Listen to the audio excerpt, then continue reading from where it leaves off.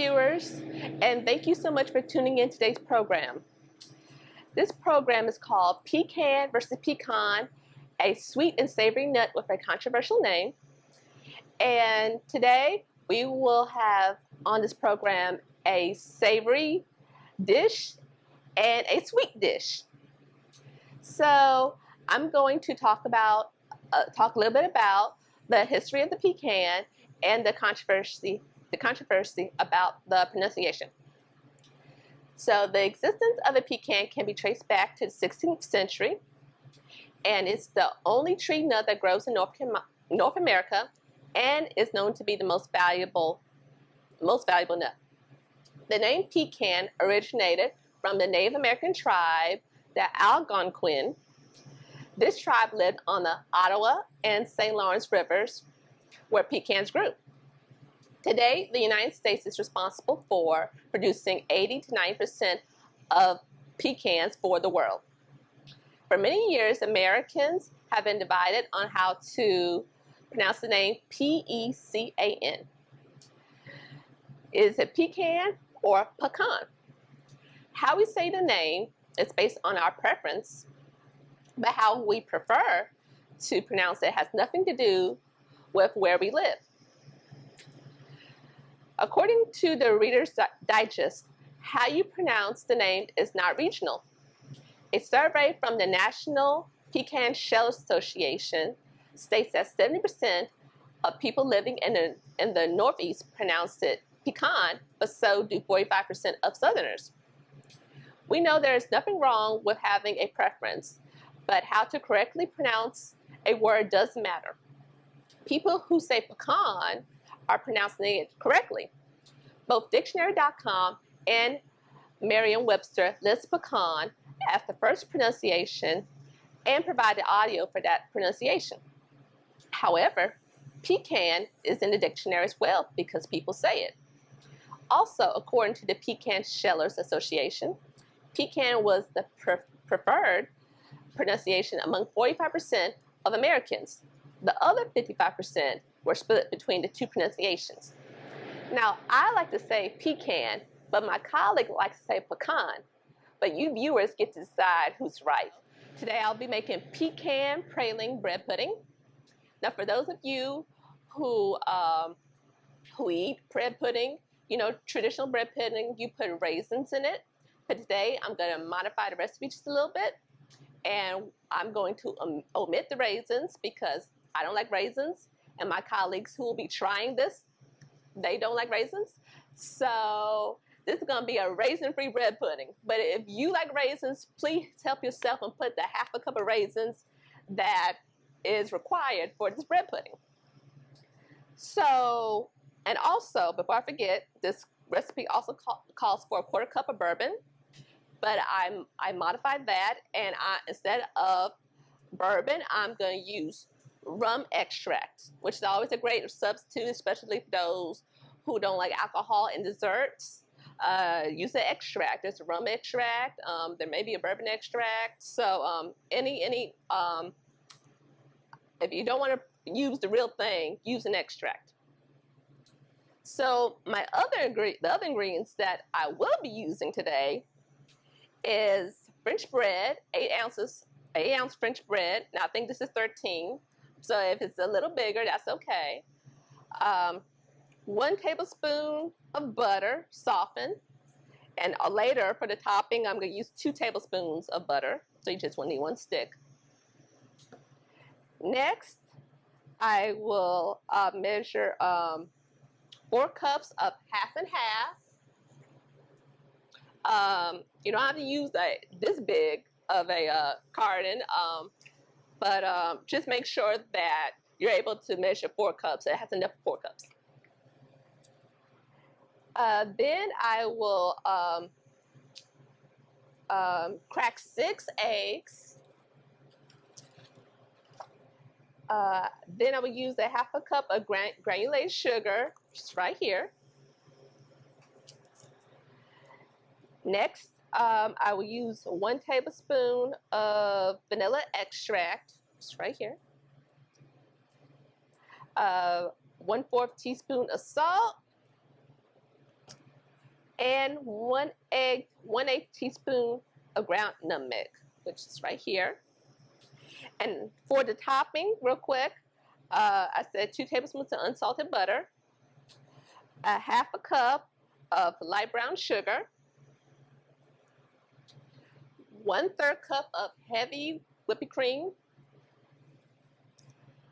and 1/2 cup of chopped pecans. Now this bag equals 1/2 cup, so you don't have to measure it. You can just put the whole bag in the pot, and I will show you that later. So first, you preheat the oven to 350, and I already preheated it, so make sure you do that. Don't forget that. Now, and also make sure you grease your pans. So I'm using 2 cake pans. So one is going back to the library and the other is going home with me. So that's why I have 2 cake pans, because my family wants to have some of this. This is my first time making pecan praline bread pudding, but this is not my first time making bread pudding. I've made banana bread pudding, and I think amaretto bread pudding, and it was so good, so good. Maybe one day I'll make it in the future, so stay tuned for that. So now I am going to, first I'm just gonna go ahead and chop up my bread and just dice it up in like little cubes.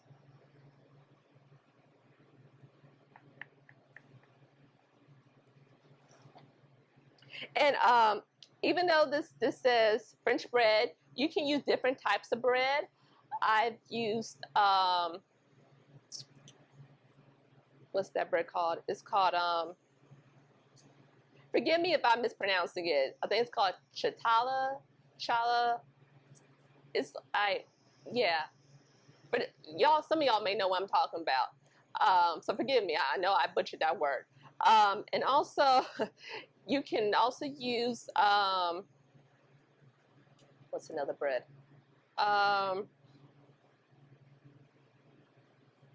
Brioche. Brioche bread. You can also use brioche bread too.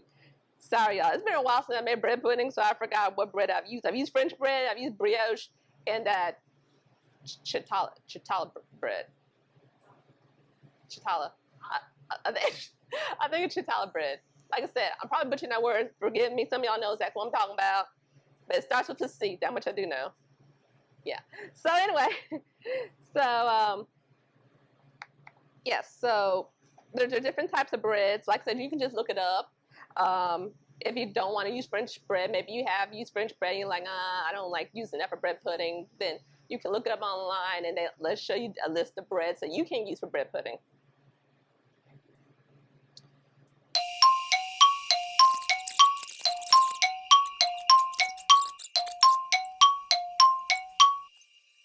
Okay, that's good. So now I will measure 4 cups of 1/2 and 1/2.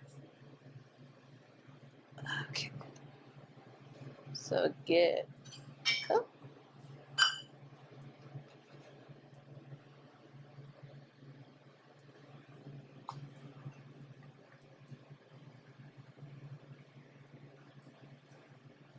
Okay. 1,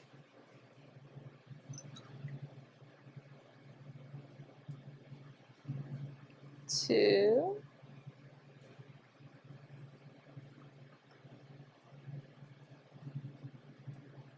3,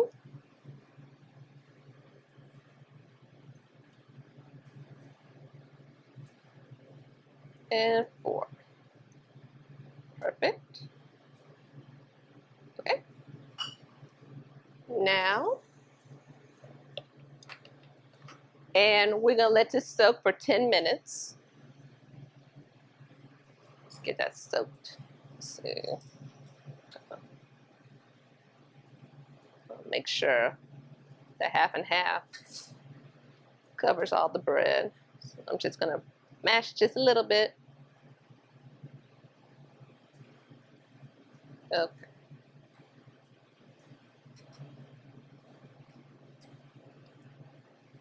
Okay, that's good.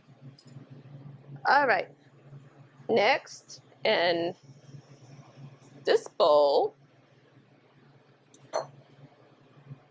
I will whisk the eggs, sugar, vanilla, salt, and nutmeg.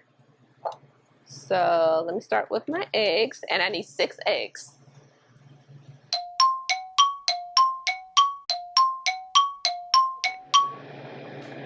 So next I'll measure a 1/2 cup of sugar. So get my half.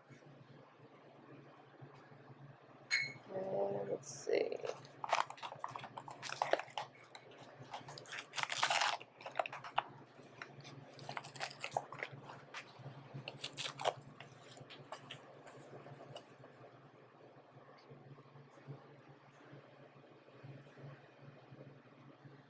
Okay.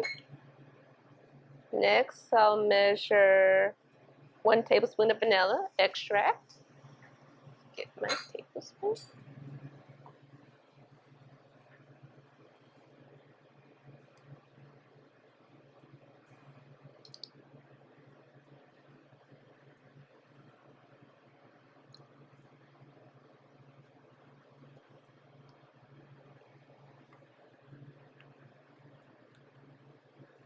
Now, since there's not a measurement for how much rum extract, I'm going to use about a tablespoon as well.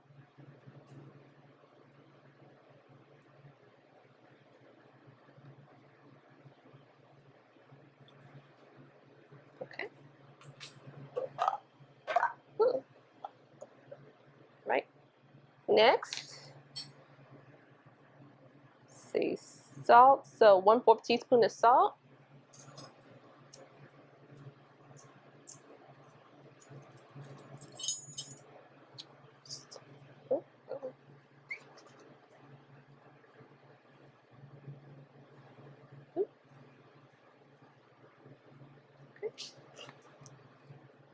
Next, let's see, and 1/8 teaspoon of nutmeg.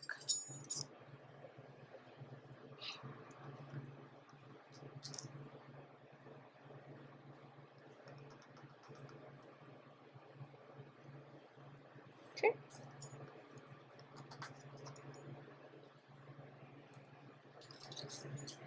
Now we're going to whisk all of these ingredients.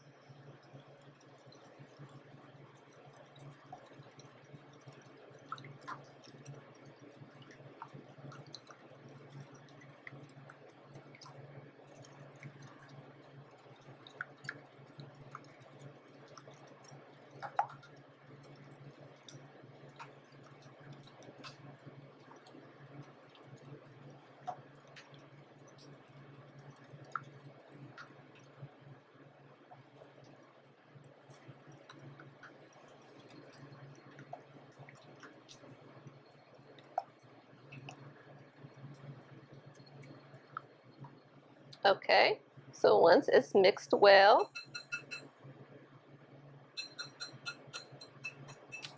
then you'll put this egg mixture into the bread mixture, and then you'll mix it. All right. So I'm gonna take this and put it in here.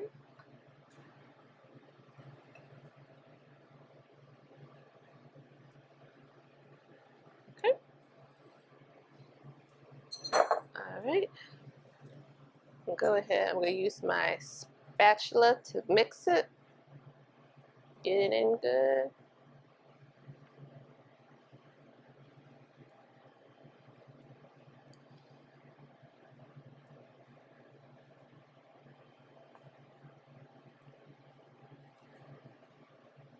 Okay.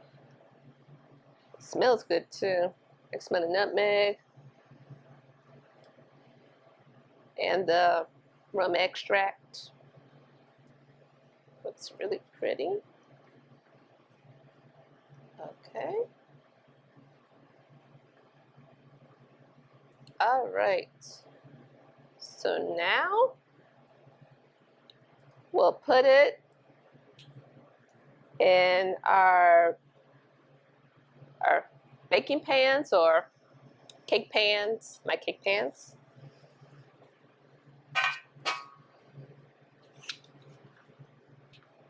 And once it goes into the oven, we'll bake it for 45 to 50 minutes or until pudding is puffed top, is brown, and the knife, make sure you're going to use the knife to test it to make sure that it comes out clean.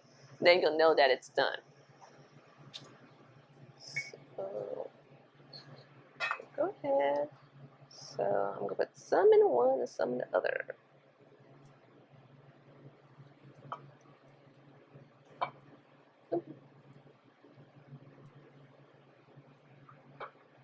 Let's see.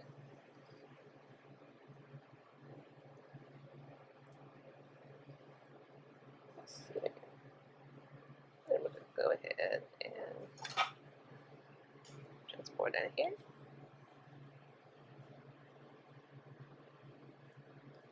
All right. All right.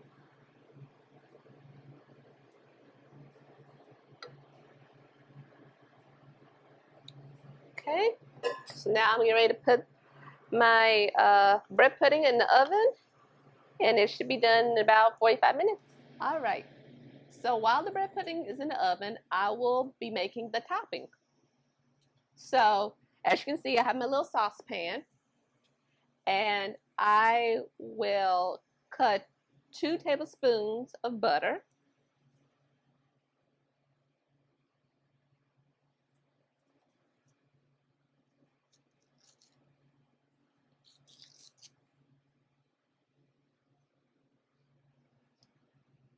All right. Butter. And next, I will measure 1/2 cup of light brown sugar.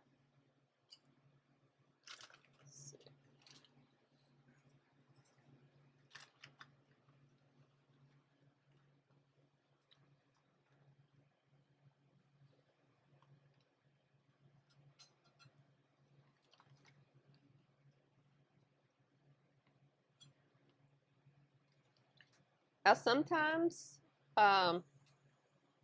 if you have brown sugar and it's being pantry for a while, it might get hard. So you can either put it in a microwave to soften it, or you can use your hands to soften it, like, you know, just squish the bag and it'll start to soften.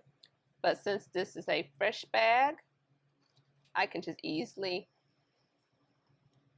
scoop the brown sugar into my measuring cup. Make sure you pack it in really good too.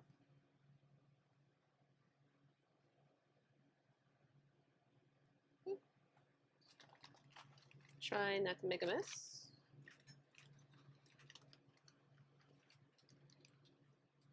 Alrighty. Okay.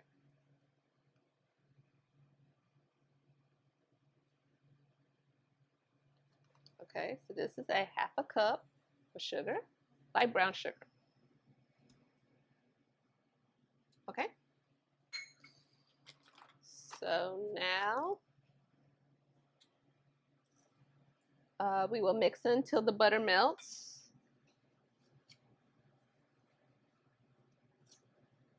Let's see, so it says medium heat, so make sure it's on medium.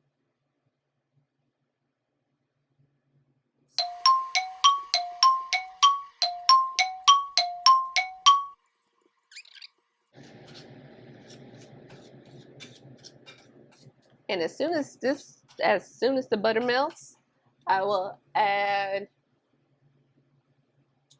the cream. So that 1/3 cup of heavy cream, and then we're gonna heat until boiling, and then we're gonna cook 2 minutes or until the sugar dissolves and the mixture thickens.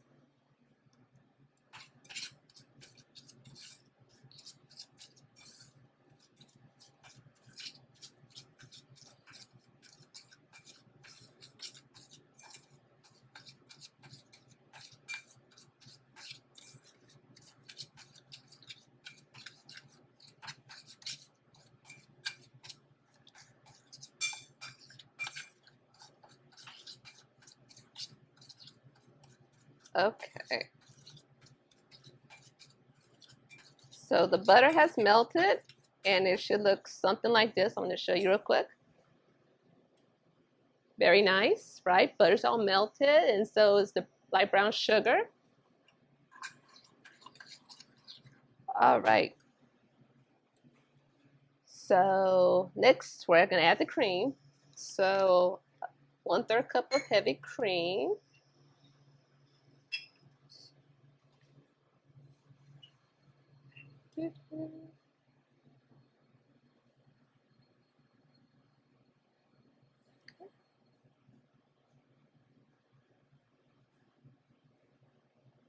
Okay.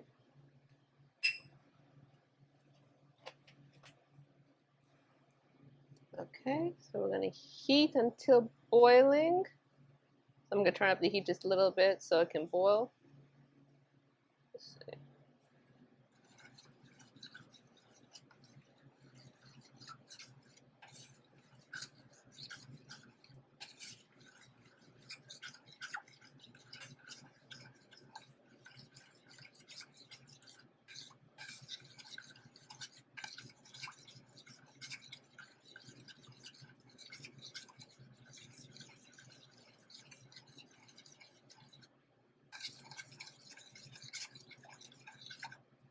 Okay,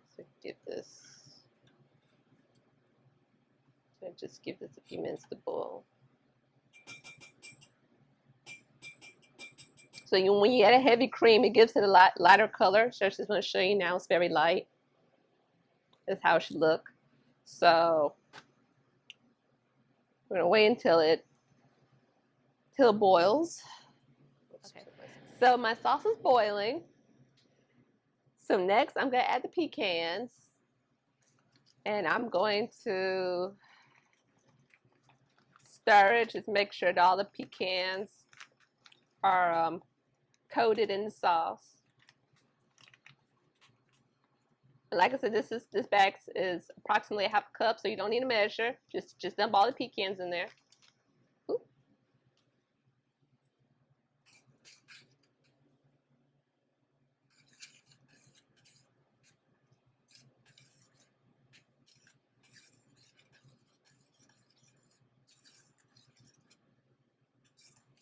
Okay, so now our sauce is complete, and I'm gonna let this cool for about 10 minutes. And then once the bread pudding is ready, we'll pour the sauce on the bread pudding, and then we'll eat it. All right, so the bread pudding is ready. I had to stick a knife in the bread pudding to make sure that it was done, and you know when it's done when the knife is clean. So the knife is clean, so it's done, and you see it's puffed up and it has a golden brown color, and that's what you should look for when it's done. So now I have my pecan sauce. As you can see, it has thickened. So now I'm going to put the sauce on the bread pudding.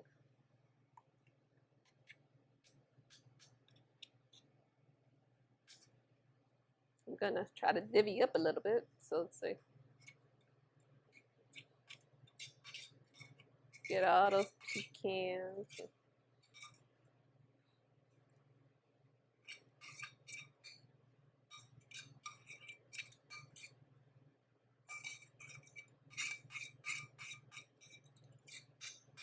Okay, yes, I'm gonna just spread it a little bit, try to coat it.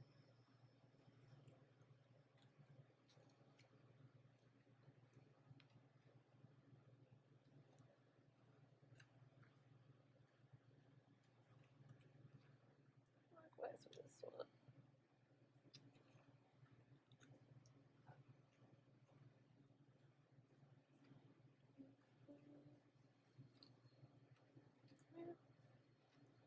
All right.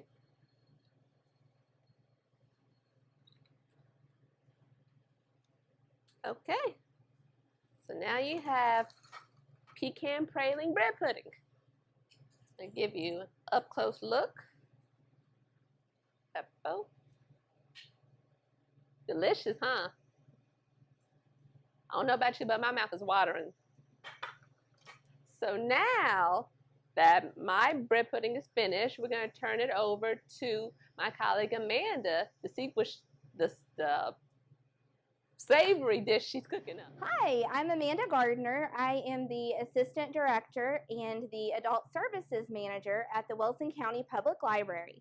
Now today you have heard from Naija all about pecans, and while she has made some delectable bread pudding over here, pecan praline bread pudding, I'm here to tell y'all folks, where I come from in Arkansas, this is a pecan. So, I talked to my mama a little bit before coming in to film this segment, just to say, Mama, am I wrong? Did anyone in our family ever say pecan? Because all I remember hearing is pecan. And she's like, no, and I quote my mother, she said, the only people I've ever heard say pecan are Paula Deen and Jimmy Carter. So, we were a family of pecan lovers where I grew up. Also, my husband, who grew up in Texas, he also says pecan, and he lived on Pecan Creek Road growing up. So where I'm from, it's all about the pecan. And today, we will not be using these peas. Peas are okay, but not for today's dish. We are going to be making pecan crusted pork tenderloin with raspberry chipotle sauce. So our first step here, as you can see, I've got 2 1-pound pork tenderloins here, and I have already rinsed and patted these dry. I did leave them out of the fridge for about 20 to 30 minutes. You want to do that because it helps the temperature, the internal and external temperature of the meat to kind of normalize, and it'll help it be more flavorful and juicy. So we've got that. Our next ingredient is going to be a cup of Panko crispy breadcrumbs, also known as Japanese style breadcrumbs. We're going to have a cup of finely crushed pecans, and these are each about half a cup, so I made the work a little easy for me there. We're going to have 4 tablespoons of chopped fresh rosemary, lovingly chopped by our producer and camera girl, Kate Britton, also our young adult librarian, woohoo. And rosemary is actually one of my very favorite herbs. I saved a little sprig here just to show you. It's so delectable, I could almost eat it like this. But we've gone ahead and chopped it up. Just a little tip, I'm not the best with knife skills, so what I do is I use a pair of kitchen shears to chop up my herbs, and that to me makes it a little easier. When you chop herbs, it can be tricky if you don't have a really sharp knife, and mine tend to end up all over the counter, so chop them over a bowl. That's what I do. We're going to use half a teaspoon of salt. We're going to use a teaspoon of ground black pepper and 2 egg whites. So that's what we're going to be using for the pork itself. For the raspberry chipotle sauce, we are going to use 1 12-ounce jar of raspberry preserves.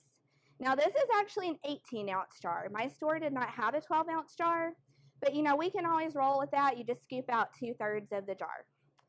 And the next ingredient is 2 tablespoons of adobo sauce, or to taste. Now, you can kind of play around with this just a little bit. If you can't find adobo sauce, what you can do is you can get chipotles in adobo sauce, put the chipotles aside, use them for another purpose, use the sauce. Actually, I found this little can that just said chipotle sauce. And to me, that looked good, and it was only 99 cents versus like $2.29 for the chipotles in adobo sauce. So I'm just going to roll with that. That's one of the things I love about cooking, is I just like to kind of roll with it. I'm not really a baker. I'll bake if I have to, but I'm kind of impatient with baking and having to measure. So I just like to cook. I just like to kind of cook and be able to throw things together. So let's get started. I'm going to get my panko here, 1 cup of that. And you'll notice I have two pans here, actually, 2 Pyrex, because I'm going to make a breading station. So when you make a breading station, sometimes you might have 2 pans or possibly 3 pans if you're also dipping something in flour. I'm going to have 2 pans today, the dry ingredients, and also some egg whites. So we've got 1 cup of the panko here. Then we're going to put in our pecans. Sprinkle those in.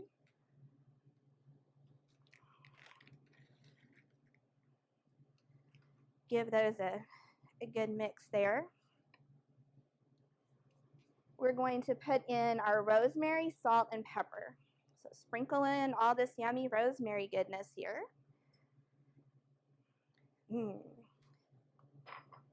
Give that a whisk here.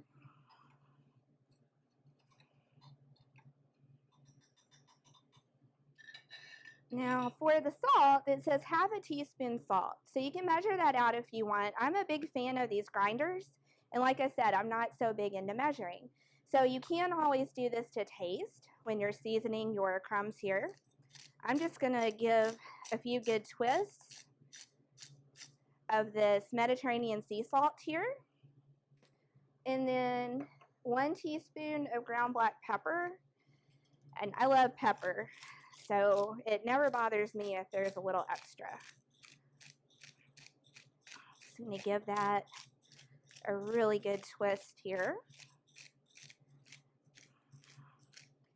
Now, what we want to do next is we want to separate our eggs from the whites, and then we're going to use the whites to help the topping to adhere onto the tenderloin. So I've got my handy little egg separator here. Love these guys. They make the job a lot easier. I'm going to fit it onto the bowl right here. And let me grab my eggs. All right. So I'm going to drop this right on top here. And as you'll see, the egg white is coming out in the bowl while the yolk stays there in the separator. Give it a little shake here to help encourage it along. And you don't have to throw these egg whites away. You can reserve them for, the egg yolks. You don't want to throw the egg yolks away because you can reserve them for another purpose. All right. That looks very gelatinous, but trust me, it will be yummy. So, I'm going to toss my yolk in there for a moment, and then let's do the next one.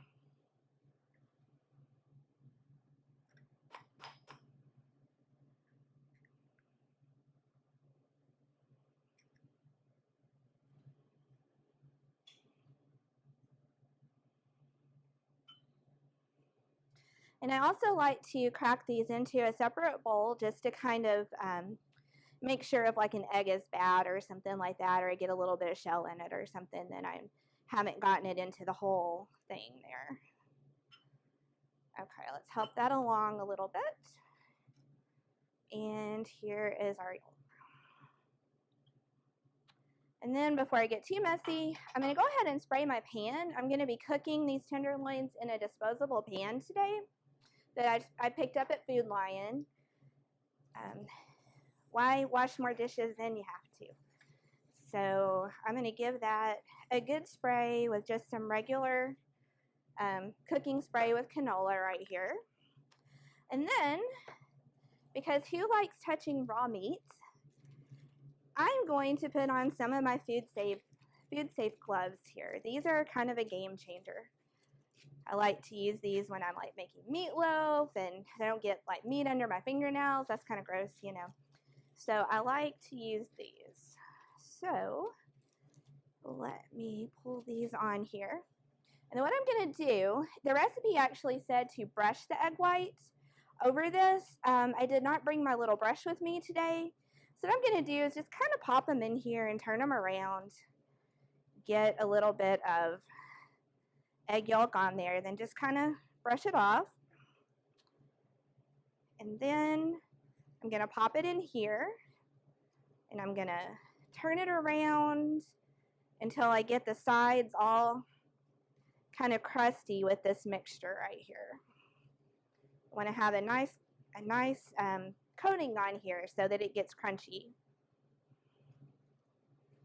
All right. Scrunch that on here a little bit more.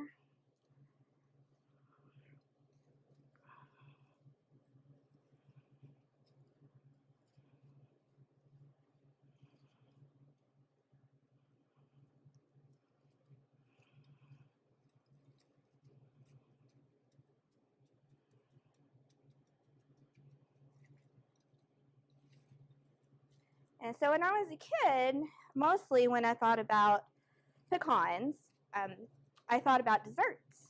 And it wasn't until I was an adult and I was out on my own and started cooking more that I realized you can do so much more with a pecan than just make desserts, which, don't get me wrong, I love pecan pie with some vanilla bean ice cream is one of my favorite desserts in the world.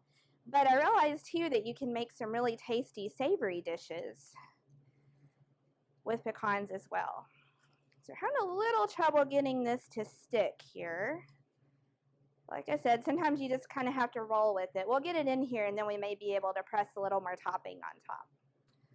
So I'm going to go ahead and put this in my greased pan.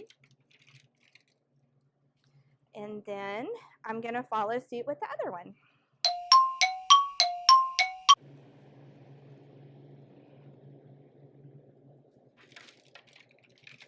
Okay. I'm going to try pressing just a little more of the topping onto it now that I've got it in the pan here.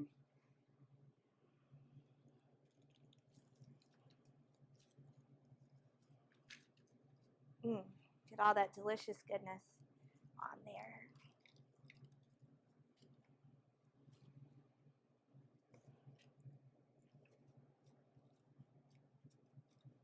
Alrighty. What I'm going to do is pull these gloves off. And sorry for just a little bit of perspiration. It is the South, y'all.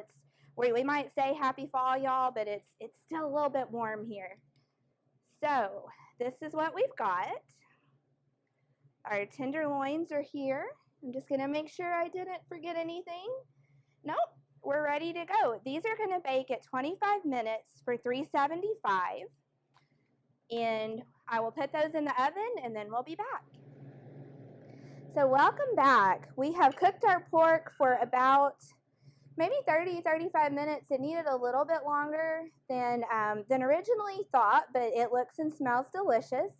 According to the national pork producers, you do want to make sure that you cook your pork to at least 145. They recommend a range of 145 to 160. So this is now a perfect 160. And what I'm going to do is I'm going to go ahead and mix up the sauce to go on it. Right now the pork is resting, so we've just taken it out of the oven. And it's a good idea to let your meat rest for maybe 5-10 minutes before you cut into it, because the juices are redistributing during that time. So I've already gone ahead and taken 12 ounces of the raspberry preserves, and I put them in my bowl here. And then, as mentioned before, I got this little can of Chipotle sauce here. And I'm going to go ahead and mix this in. It may seem like a weird combination, but trust me, this is going to be delicious and sweet and smoky all together. And it's really going to complement the pork.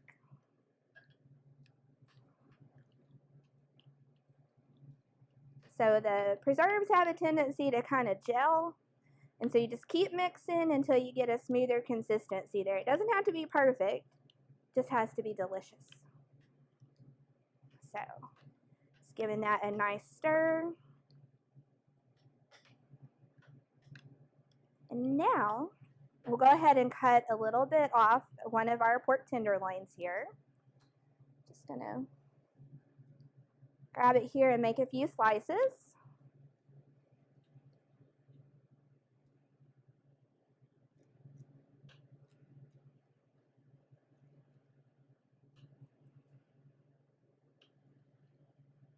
Still kind of hot. I left my fork over there somewhere. So I'm going to go ahead and grab my little plate here, and I'm just going to go ahead and put some on the plate for presentation. And then we're going to take a little bit of our raspberry chipotle sauce here. We're just going to drizzle it right over the top there. And this is what we call pecan crusted pork tenderloin in a raspberry chipotle sauce. Hey y'all! So as you can see, this is the finished product. We have our savory pork tenderloin with a raspberry chipotle sauce. And for our sweet, we have our pecan praline bread pudding. So now it's time to taste. Yes. And I'll say one quick thing before we dig into this deliciousness, not to make you wait any longer. But this was so much fun today with us filming this, and pecan, tomato, it's all good. We'd like to say thank you to our friends here at the NC Cooperative Extension in Wilson for letting us use their beautiful kitchen here to film all of our library cooking programs. It's just a great facility and we really love it. And without further ado, we are going to go ahead and taste this delicious food. Oh, one other thing I'll say is don't forget to follow us on Facebook, Instagram, and YouTube. And now we are going to dig in. Yay. I can't wait to try your bread pudding. I can't wait to try your pork tenderloin. All right. So what should we taste first? Oh, wow. How about I try your pork tenderloin, you try my bread pudding? Yes. All right. Let us do that. Yes.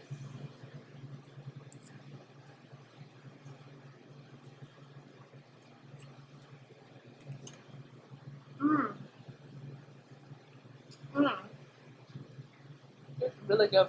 I love this. This is so moist. Mm-hmm. It's just like delicious and pillowy, and then sweet and The pecans. pork tenderloin is tender.